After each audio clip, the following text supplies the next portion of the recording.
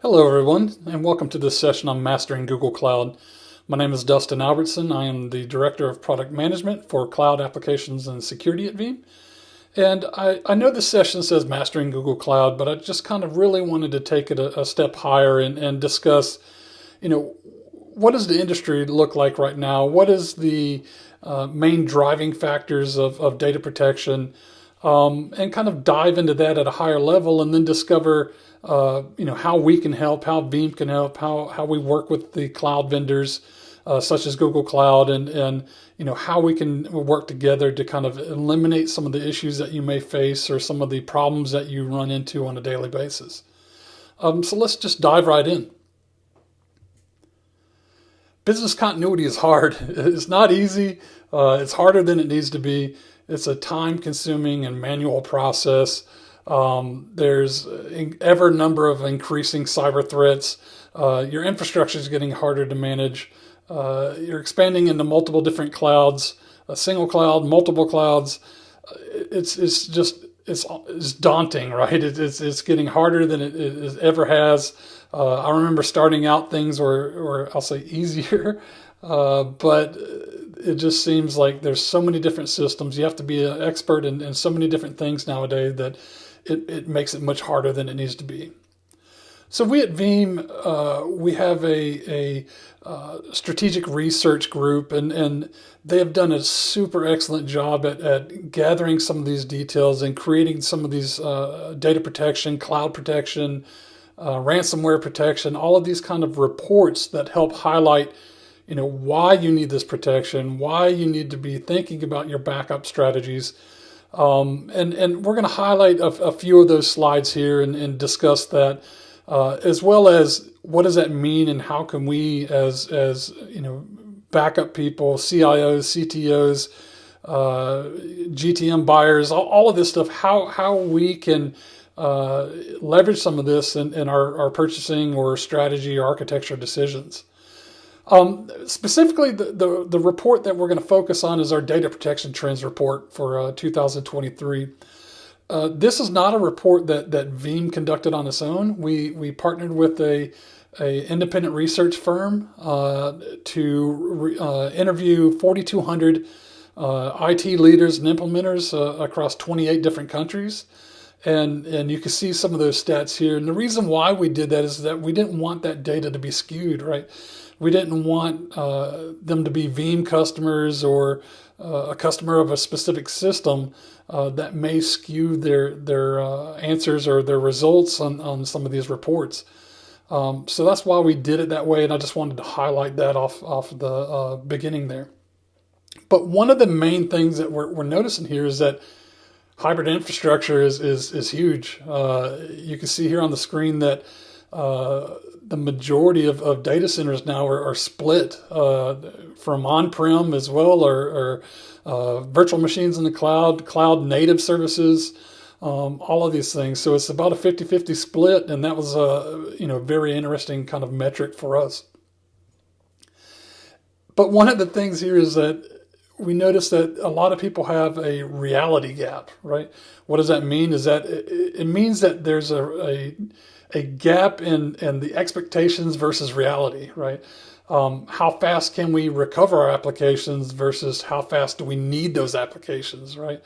As well as, how frequently are you backing up your data versus how much data can we afford to lose after an outage? And you can see that 79% of organizations admit that they have a gap in their data protection SLA. And 82% of organizations admit that they have a gap in their ability to protect their data. That's a very high number there, right? That's kind of eye-opening for me. And one of the things that we asked them was, what is an enterprise backup? What does enterprise backup mean to you? If your company was considering a new enterprise backup solution today, what attribute would be most important to them? And you can see from some of the metrics here, we'll go over some of those, but the number one most important capability was that they want to protect public clouds. They want to protect those workloads that are IaaS or SaaS or database as a service. All of those, they want to be able to protect that data. The number two most important thing there was that they needed to be reliable. Being able to protect everything, but being unmanageable, unreliable is not great either. And the third thing there was, sprawl and scale. So as we're talking about getting into these multiple different environments and larger environments, you're going to be scaling up to tens or thousands to tens of thousands of protected devices, as well as across multiple locations and geographies. Right, going back to that hybrid cloud, you're protecting on-prem, you're protecting some of your cloud workloads. So there's a lot of different things there to protect. And speaking of that. Thousands of protected devices there, right? We could have said VMs, but it's not what it is. It could be devices, it could be instances, it could be applications, it could be all of this stuff. And that was one thing we noticed there as well, is that enterprise equals heterogeneous. Organizations are looking for backup solutions that protect their clouds and existing applications and all of this in one, right? They want a single solution that can protect multiple different environments, multiple different platforms, multiple different applications, all of that. The key factors there of this report is it can be summarized here, for this section, is they want to be able to protect that data wherever it is, as well as other data center. And they want it to be reliable. It has to work every single time. Nobody wants to constantly have to manage and validate and check and recheck and double check their backups, right? They want a way to be able to make sure that it's reliable when you need it and when you have to have it. Some of the key factors there, again, going back to cloud, is that 67% of organizations are using cloud services today as part of that strategy, that backup and DR strategy. And we'll go into a few of those use cases here in these next couple of slides, but for some people that means cloud tiers, leveraging object storage to send your offsite backups to. And for others, it means a fully managed backup as a service offering or a DRAS offering. And then for some, it can mean a secondary data center in the cloud that they're using for sending backup copies to secondary locations, VMs, whatever, right? It's just another place for them to send that data. And 47% of those organizations were using cloud services as part of the DR strategy. Using it as a business continuity or DR site. We have a product called Veeam Orchestrator that helps in these scenarios. Being able to orchestrate the failover and documentation of a DR site, whether it be another data center that the enterprise has itself, or it's a cloud-based provider or data center as well, such as, for example, GCVE, Google Cloud, VMware environment, things like that as well are all supported there. And going back, the previous slide, we said, using repo, right? One of the things that I thought was super interesting is that 63% of these enterprises are going to cloud. 50% of that's is still going to tape. It's good, right? Tape works, it's cheap, it's long-term. But I was not expecting it to be that high. I knew a lot of companies used it, and I knew a lot of data was going to the cloud. But I was still, kind of expecting that tape would be there because of the cost. But it's interesting to see that a lot of people are sending that data to the cloud. Again, it's super easy. It's all within the same platform. It's easily able to retrieve that data. But you need to think about these things when you're going to set it up and designing it. So, super happy to see that. Super happy to see that growth. But another area of growth that we're seeing here as well is containers, right? Kubernetes is ever becoming more and more popular. You can see here that we asked them to describe their organization's adoption of containers, and over half, or 52%, say they run containers in production. Another 40% were saying that they're not yet in production, but they're planning for deployments. That's a huge number, right? And if we look at what size of these environments or what size of these companies, you can see that the larger you go up, of course, I would kind of expect that you'll see more and more containers in use, but also didn't expect to see that it was 39% kind of are running production container workloads for companies 250 employees or less. I was expecting to see that kind of be a much, much smaller number, but it's very interesting to see that as well. And really what I'm highlighting here is that, this kind of goes back to that slide where they're talking about protecting workloads across all their environments, right? This is one of those ones that a lot of people tend to forget about because it's so new and it's kind of emerging or evolving, I should say, is that nobody knows who's backing it up, right? Somebody needs to back it up. Somebody needs to protect it because there is data there and it's important data. And a lot of times, the people that are in charge of that data or protection are not the same people who are setting up and deploying these containers. So this is kind of another pain point for customers.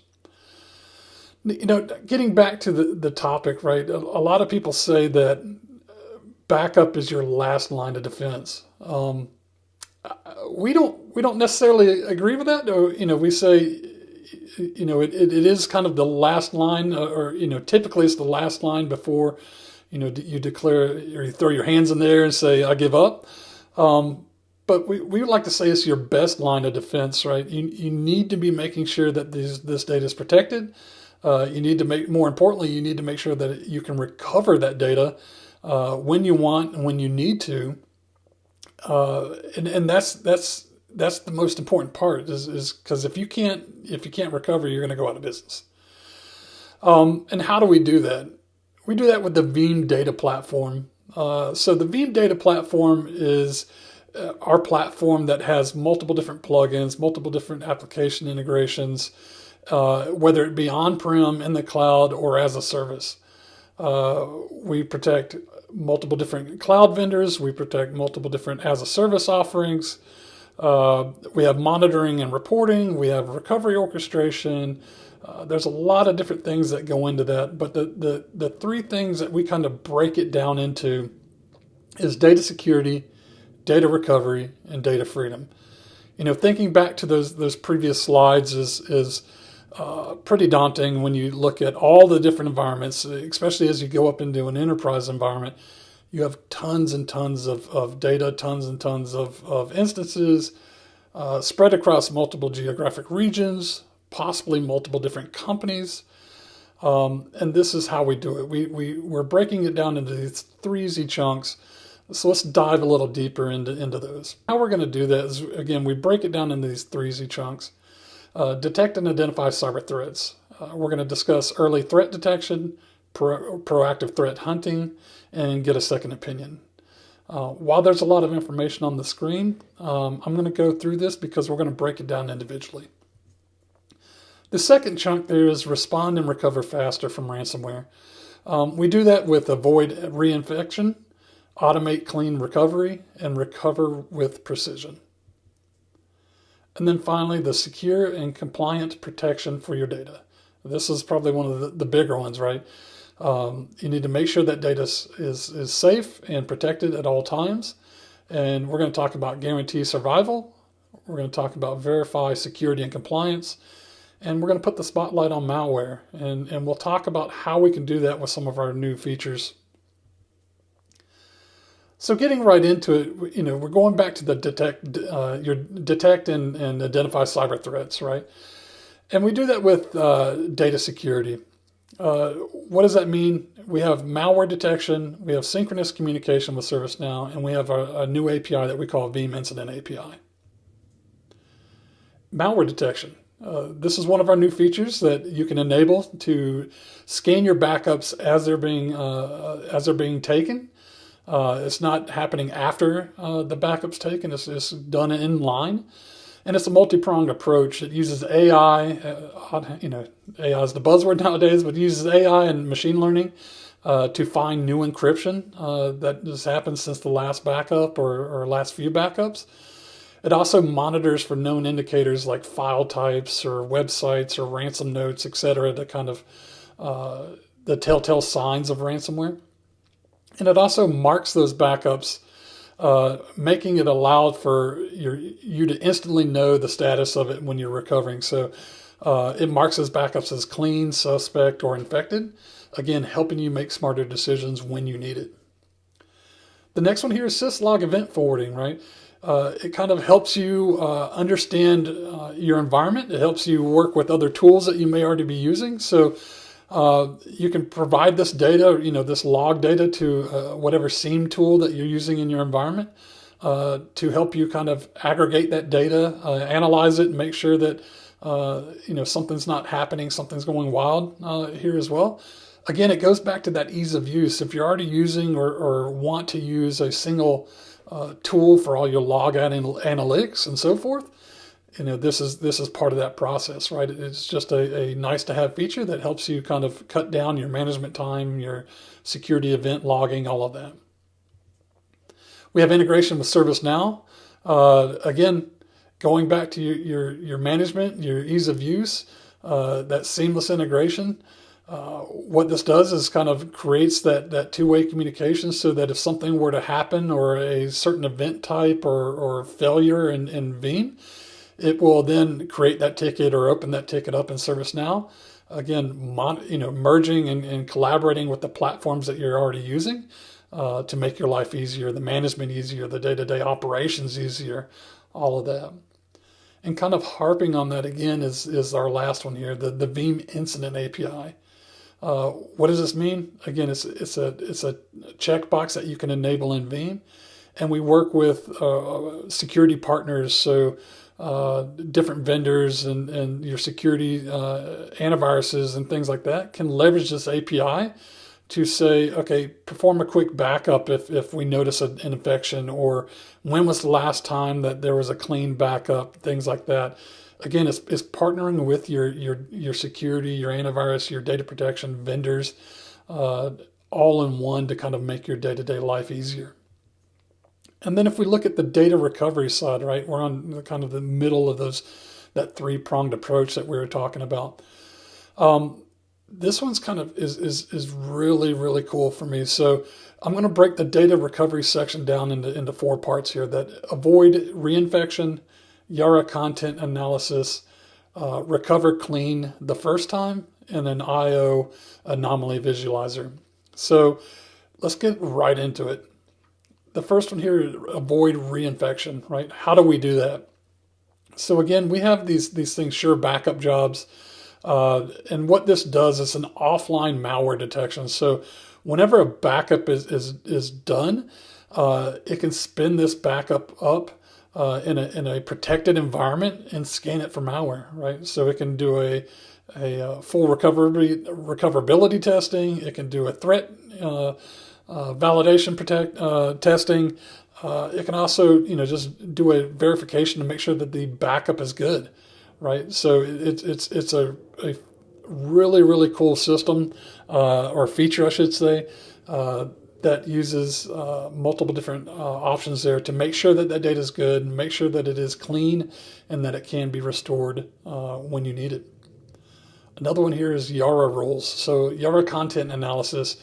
If you're not familiar with the Yara rules, it's kind of an industry standard, or it's a framework for ways to scan for certain types of data. It's really, really cool because it's not just scanning for malware or things like that. You can also use it for scanning for PII data. You can scan it for PHI data or payment card industry data, PCI data. All of this kind of stuff, you can leverage these Yara rules to scan these backups and make sure that this data is not in there. And if it is, it can give you a highlight of it, let you know that there are data in some of these backups.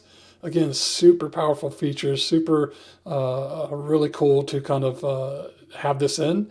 And again, if you're not familiar with the Yara rules, go to yara.readthedocs.io and you can learn all about it there. Recover clean the first time. This is what everybody wants, right? Again, so this is a part of our automation orchestration platform. So you can expedite your recovery when you see a certain restore point, or when it's going to recover, it will check to make sure that there's no malware on the systems. It will also, try to do the restore the last clean backup. All of that. Again, multiple different features, multiple different ways to use this. You're able to dive in there using YARA rules, scan that data, make sure that there's no malware or PII in there. Again, all this can be done or triggered within our automation orchestration platform. And this IO anomaly visualizer, really, really kind of cool. So you're able to have this this easy to look at visual graph here that allows you to make better decisions about when to recover data and how to recover that data. You can then, choose a point in time to where, possibly before you see a lot of IO happening, that can, that could then be in reference to a ransomware attack or some sort of malware attack or something like that, and then allow you to easily see, okay, this looks like it was before that time, and let me start my recovery there. And then finally, we're talking about that secure and compliant protection, right?